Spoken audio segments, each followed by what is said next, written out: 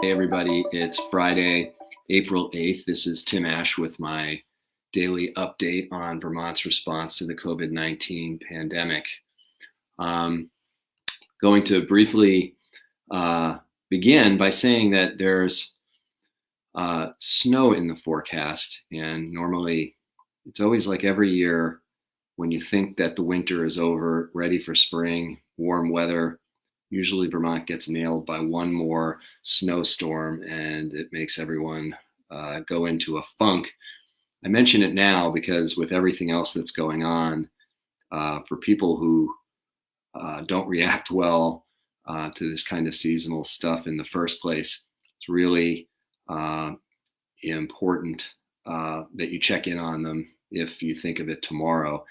It's supposed to maybe happen tonight. It said something like 1 to 2 inches possible in New Hampshire. They're saying 6 to 12. So it's a good reminder with all that's going on. Please check in with people if you suspect that they might have a harder time dealing with what feels like a little bit of a, bad joke of a snowfall here on May 8th. Second update, I was in Williston today, visited the site where Vermont Guard members and volunteers were distributing MREs, meals ready to eat, to Vermonters. They had expected to receive about 300 households coming through. And when I was there at about 10:45, they were up over 200 already. So I don't know what the final numbers were, but it really does it goes to show how many people, because of unemployment and all the other things, are struggling to meet their basic needs. And it goes to show how much Vermont and the people who live here have banded together to make sure people's basic needs are being met. As you know, I had Rob Meehan, who runs Feeding Chittenden, on a couple weeks ago. And I've told you about my visit to the Guard Surge Medical Facility in Essex and just all the amazing work people have done to come together, really making up the rules as we go to make sure that people's needs are met. Today at Allenbrook School in Williston was another good example. In addition to the Guard members, there were a number of non-military people there who were participating, including Jane Helmstetter from our Agency of Human Services. So just a really great coming together, good spirit, and the people who were picking up MREs for their families were obviously very grateful. So it was really great to watch. I did not get in the way, but I was really glad to see it. Also, it's Teacher Appreciation Week. I've always thought these kinds of weeks are, I don't know, my mother was a teacher for her whole career. So I've always thought it's strange to appreciate them just the 1 week a year, but I get the point of such a week. And so if you didn't watch yesterday's video with Luke Dorfman, who is a Winooski High School teacher, and Hussein Amouri, who's a really fantastic student, a junior at Winooski, I hope you'll check it out. Both of them talked about what it's like to face distance learning and have the school year interrupted in such an abrupt way and having to shift on a dime. Hussein is also a track athlete, and he talked a little bit about what it's like to miss some of those normal things that for many high school age kids, and hope you'll check that out. It really, if we're going to have a 1 week where we appreciate teachers, and it's going to be this one, I hope you'll watch the video so you'll really get a sense of how remarkable our teaching workforce and all the other support staff in our public education system have been to try to continue education under difficult circumstances. I'm going to turn now to a couple of the updates from governor's modifications of the executive orders for stay-at-home in the state of emergency. And this is what I'll focus on for the remainder of our time. And it really falls into two categories. The first is guidance issued 2 days ago under the moniker Play Smart and Play Safe. Some of my soccer teammates will tell me to play smart when I've made an errant pass, but this, I think, is intended in a different way of playing smart. And I'll try not to get too technical about what the executive order does, but we'll try to put it in terms that are useful for most people's activities. The first overarching point that I think is worth making about the governor's executive order is it still maintains that gatherings up can be no larger than 10 people. And so when people hear outdoor recreation is being opened up and some outdoor sports and fitness, you often associate those with larger groups, but the requirements are still that the gatherings be 10 or fewer, which says something about the kind of activities that are being encouraged. And while those are in place, all of the other public health requirements continue to be there, including social distancing of at least 6 feet, not participating in any of these activities if you're not feeling well or if you've been around someone who's not feeling well, frequent hand washing and facial covering for those activities when you're around other people. So that's the sort of overarching size of outdoor recreation and outdoor fitness that's being permitted. And now I'll get a little bit more specific about what kind of activities are envisioned. So you may ask, does this mean that the lake monsters are going to be open? The answer is no. It doesn't mean that high school sports are being permitted. A lot of those kinds of team sports things are not what are in the governor's executive order. I'm going to now list what was included in the governor's order, but as someone who's served in the legislature, we often use the language that says including but not limited to, which means I'm about to give you a list of things that are permitted, but there may be others that aren't on the list. So it's a little confusing, and it means that if there's an outdoor activity or outdoor fitness that is not on this list, it may be permissible, but would require consultation with the Department of Health. So what the governor has said is opened up for business, so to speak, is outdoor recreation, outdoor fitness, including but not limited to the following: state and municipal parks. I know that skate parks and things like that had been closed, so those would be open. Recreation associations, many of you might have a better idea of what that means than me. I think we'll have to figure that one out. Trail networks, many public trail systems and trail systems on private lands had been closed. Those are now being made, are opening up. Things like the Long Trail, Catamount Trail, and others are open again, still with the social distancing requirements. Golf courses, guided expeditions, and I think that would typically be river trips and things like that, and big game check stations. I'm not sure what is in season for hunting right now, but big game check stations are allowed to be open. All of these continue to require the employees to have the exact same public health requirements that had been in place before. So it is not to say that everything goes back to the way it was at golf courses or on trails. You still have to be following all of the extra above and beyond precautions. One thing in the governor's order that I'm, to be honest, if I were writing the executive order, I would have done different. It still merely encourages the public use of masks. It doesn't require them. I believe strongly that either everyone should have to wear them or we feel safe enough that not everyone should have to wear them. But I think it creates a problem both between individuals, one who wears a mask, the other who doesn't, and wondering why the other person's putting your health at risk. It also puts store owners in the awkward position of having to decide if they want to have a policy or not that requires it. So it is what it is. It's the governor's emergency powers, and he is still encouraging the public use of masks, not requiring it. However, businesses, nonprofits, and government agencies can require masks for any person who comes into a business or an organization or a town, city, or state office.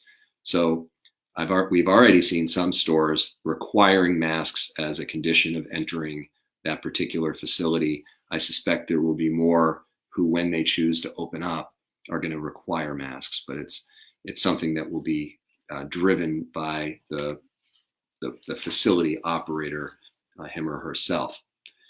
Also, with this outdoor recreation, outdoor fitness set of measures, there's some new instructions for how that ought to play out. One is that they require this, what their tagline is: arrive, play, leave, meaning that anyone, let's take the golf course example. If someone shows up at a golf course, uh, they're not to show up, hang out, play golf, then tailgate in the parking lot and generally congregate. They're there to recreate, play golf safely and with distancing, and then go back home. The same with trails, rather than picnicking and doing all sorts of things that we would do under normal circumstances. It's arrive, safely recreate, get back in your vehicle or however you got there, and go back home. The other, and this is going to be a tricky one, especially in communities that are on our state's borders, is that these recreation facilities are only open for Vermonters and those who have now quarantined in Vermont for the full 14 days. So if someone has a family member come stay with them in Vermont, they have to quarantine for 14 days before they would be allowed to access any of the recreational facilities that are choosing to open. There is going to be some kind of registration policy so that if you're going to golf, you're confirming that you're either a Vermonter or you have already been quarantined for 14 days after entering the state from somewhere else. So these will be some awkward discussions that people will have when they go to recreate, but that's the price of public health. They are also going to require that facilities that open up eliminate as many of the transactions that require people touching stuff as possible. So they would prefer that you get entrance tickets or pay charges and things remotely rather than doing it using a terminal at the inside a golf clubhouse or at a welcome center or something like that. Also have to remove as many of the high contact surfaces as possible. So if there's a welcome center where people come in to register and normally there would be places to rest, they're going to be removing virtually everything, or they're supposed to be removing virtually everything, so people aren't putting their hands on things, then the next person comes in, touches the same thing, and the infection spreads. I think you get the picture. And then also that any of the facilities that open and have to close spaces requiring in-person services. So if you have mountain bike trails, for instance, at a ski facility, the dining hall would not be able to be open, or the dining facilities. The bar would not be able to be open. Pro shops and gear shops would not be allowed to open the way they normally would. They could continue to do quote unquote curbside service if people were purchasing things from outside and then being delivered those items while still outside. But it's not a complete license for recreational entities to go back to normal. It is allowing people to utilize their facilities in very restricted ways, but giving people a chance to get out. And I think that's probably a good thing. But again, all of those entities that will start back up are required to have all of the workplace safety elements that have been in place now for the last 2 months, including a requirement that all employees, before the place turns the lights back on, that all employees are trained in all of the public health considerations that COVID-19 has brought. So if you're an employee who's now being asked to go back to work because your facility is opening up and you're not being offered any training, that's a problem. You should tell the supervisor that that's required, and it's doing them a favor too, so that they don't get shut down, which will happen if they don't follow the rules. And I think one of the most important things about all of that is that the governor and his team have clearly said that the continued easing of restrictions is only going to be as good as our public health numbers allow. And in our neighboring state of New Hampshire, the governor of New Hampshire is often he's a very optimistic person. He's always talking about how perfect everything is in New Hampshire. Last week, I mentioned that the rate of doubling of positive tests in New Hampshire was every 3 weeks. That's actually accelerated to every 2 weeks. So in Vermont, positive test rates are anticipated to double in 12 weeks. In New Hampshire, it went from 3 to 2 weeks, so going in the wrong direction. We share a long border with New Hampshire, which means that these precautions about prohibiting people from crossing over to play golf or to be on our trails is because we're not an island, and we could easily see a spread of infection of people coming across the border into our state. So while we want to keep good relations with our neighbors, we also have to be mindful that our public health measures, which have been very aggressive, we can't toss them out the window at a moment's notice because we're afraid to ask someone to register at the sign-in desk. So that comes with the territory. Now, last thing for the week. Today, the governor made an announcement, a couple announcements really, about childcare facilities, summer camps, and schools.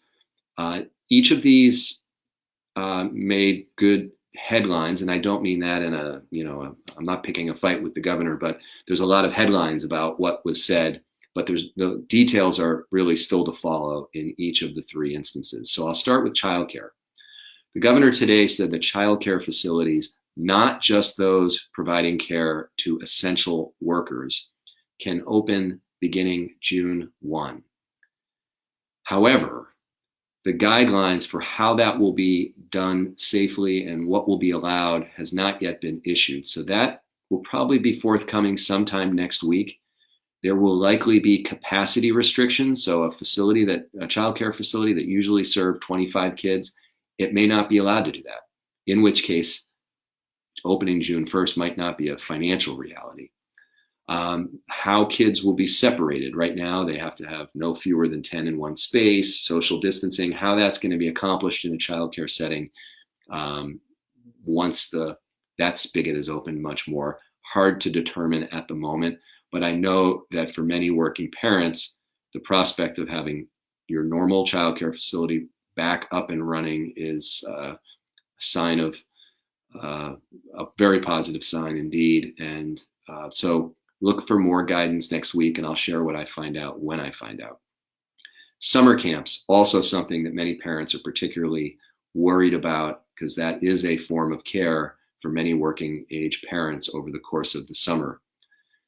Also allowed to open for the summer are day camps, not overnight camps, but day camps. Again, guidance has not yet been issued, but I think it was important for the governor to signal one way or the other while camps are making decisions about whether to preemptively to cancel for the season. So right now, if you're a summer camp, rather than make the decision perhaps prematurely to send messages to all the potential enrollees that you're canceling, it gives you a chance to think about how you can do it safely. The state will be issuing guidance about how camps can operate, but for many parents, it's good news, and I encourage you to contact the camps you're thinking about sending your kids and ask if they're planning about how they can open most safely. The third item that was discussed today by the governor and his team was about end of year school celebrations. This was not quite the announcement I was hoping for, but in the short term, I think it's probably the realistic one. What the Secretary of Education has issued as guidance to all of the schools in the state is that gatherings, the restriction on gatherings of up to 10 includes school year celebrations, making for most schools the idea of an in-person graduation held in any conventional way not likely, but has encouraged schools to be creative and think about ways that either virtually or in some other method, graduation ceremonies and celebration of the end of year for students can be conducted safely. Why I said that I wish it had been a little bit more is I still believe, and now I will follow up formally now that we have this guidance, I still believe that the Agency of Education ought to say very, very, very clearly to every school district that there will be an in-person graduation ceremony at one point. It may be that diplomas need to be handed out through some kind of virtual ceremony this school year in order to allow kids to move on for the summer and fall with whatever is going to come next for them.